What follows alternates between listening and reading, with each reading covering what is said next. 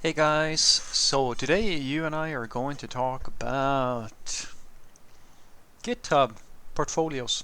So let's get into it. So the question in question was, hi Frederick, can you determine the level of a developer by their GitHub portfolio? Well, if it's very extreme, yes, I would say so. But here is the tricky part. How would I express to you what label would I use for you? So the thing is, determining the difference between a very senior software developer and a very junior software developer can be fairly straightforward. Well, yeah, it can, but at the same time, it kind of depends on the portfolio site, right? So I have quite a lot of senior friends who don't have any portfolio work on their GitHub. So I don't have anything to look at. All I know is what I usually see in professional grade software. And when I see that sort of pattern happening in the code that I'm looking at, doesn't matter if it's GitHub or wherever, like that's how I usually figure out if like what the skill level is of someone. If it's a complete rookie beginner who's never done anything really serious, it stands out quite a lot because usually there's like they're writing a lot smaller things, a lot simpler types of systems, and so forth and so forth. But here's the tricky part: when you get to a mid-level, it becomes a little bit hard to determine like from that point the difference between a really like inexperienced person up to like a fairly experienced person. That is a pretty that's an easier tell. But when it gets to the mid-level, as I said, the problem is that there are people who are quote unquote seniors that code just as well or shittily as someone who is at a lower experience level. I know this for a fact because I have worked with quite a lot of people who have the quote unquote title senior, yet they can't perform even close to the level that I have seen in other people who are at so-called mid-level, so like not really senior. And that is the thing that I argue, that's the talent and the skills that come into play, because seniority, in my opinion at the very least, it's just an indicator. It should mean that you're more skilled, but it doesn't. It means that in most cases you have worked for more than 5 years ish, something like that. That is the closest thing I can come to a definition of what seniority means. So absolutely, I can tell if you have been coding for a week or a month or a year, and if you have been coding for many years. But it depends on the nature of the project. If you have two developers, one senior and one mid-level, and or like a senior and a junior or a mid-level, is like these types of people, and you ask them to build a single function. It depends on the size of the sample, like how much code have they written. That is usually the way that I at the very least tell like roughly what the level a person is at. And it's the same thing I tell when I evaluate tech leads or managers or things like that. I look at how well do they understand the things that they will need to know in order to ship working software. So if they all do the same function, or like something very trivial, it's going to be really hard to tell what the difference in skill is. I mean, imagine a boxer, like an amateur boxer who's never really fought ever, and a really high profile professional. If they both punch and then roughly at the same strength or something like that, it's hard to tell which one is the pro and which one is the amateur based on just one punch, unless it's, as I said, like we're literally seeing like the pro like just crushing the dummy and the amateur like barely touching the thing. There has to be a pretty dramatic difference between them to figure that out. It's usually the sum of all the things and how well they do the overall thing that gives you an indicator that, oh, this is a really good person, or this is not a good person, or someone with experience, and so forth. And as I said, you can see the exact same thing in software development like companies. You can tell very quickly if, say, a scrum master knows any actually or an agile coach is any good. You can tell very quickly if a tech lead is effective or if they're not effective, because it really comes down to if you see them work and you see all the areas that they are responsible for, and you see how they perform in all those different areas. It's a little bit, if you imagine like something like the military or so forth, where they test your your psyche, like in psychological evaluation, fitness, strength. Like they test you in a range of different areas, so they have different dimensions to look at to get an overall picture of what level you are at. It's the same deal with me and the way that I evaluate things. So if I look at your GitHub repository, I will immediately look at the common things, like, okay, so how did you structure your files? How are you structuring your repositories? Are you like adding the things that usually are there, or are you adding stuff that isn't there, that shouldn't be there just because you don't know any better?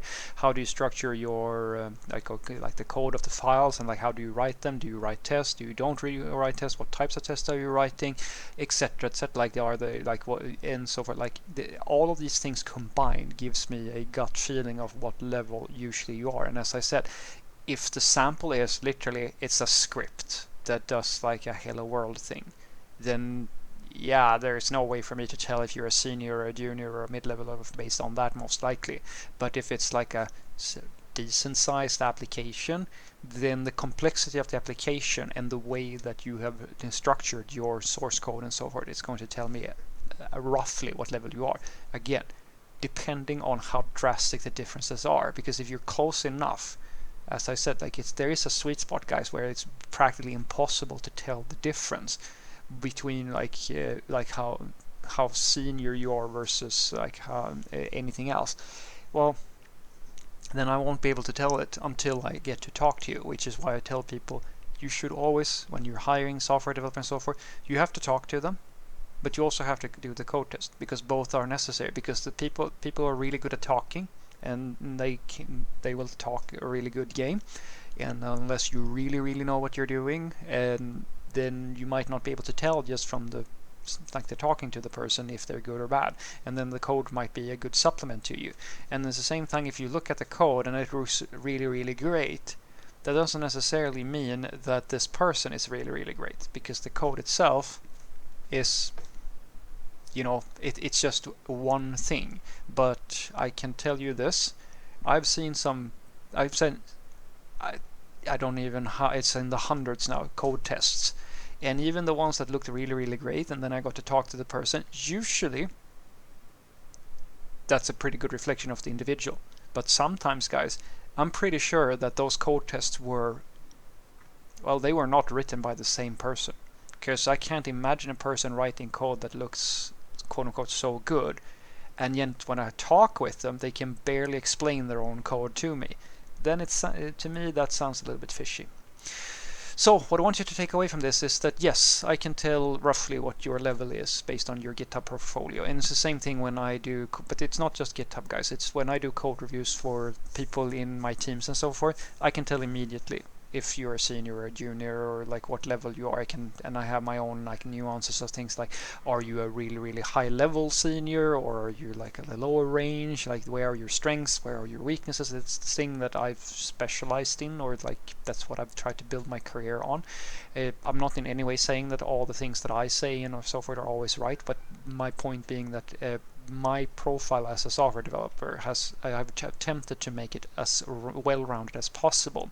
And as I've said to you guys in a few other videos, like when you get to a level where you can do all the coding, then then ideally you should expand your knowledge on you. You add more layers and get more and more width in the different areas. And I have reached a point now where, as I said, I can basically inform my stakeholders if these are the right developers for this job based on how they prioritize, how they behave with tickets, and how they take up tasks, and based on their code years and so forth. Because I can tell that, okay, these people, like, yeah, they can create an API, but they're not going to be able to guarantee that the tests are well made, because they can't really write good tests. They can write tests, but not good ones.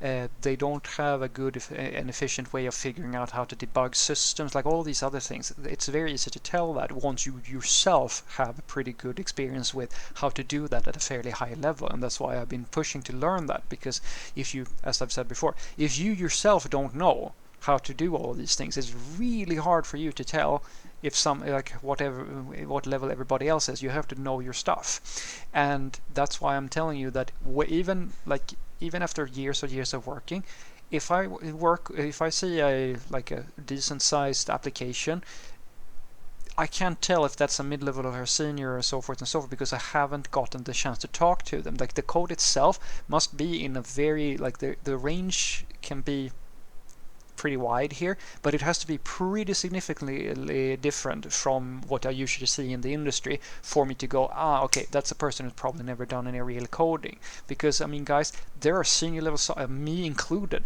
I have built applications that look like, I mean, it's like your first day of coding type of stuff that I've done just as a thing, right? So for me to go to somebody's GitHub and then judge them and say, you're probably a junior just because they wrote a shell script that wasn't so nice, that's too little information to go on, right? That's why I'm saying, like, yes, you can get an indicator from code, but never treat that as the whole story. You have to talk to the person as well and see enough code to get a holistic understanding of the individual. Have a great day.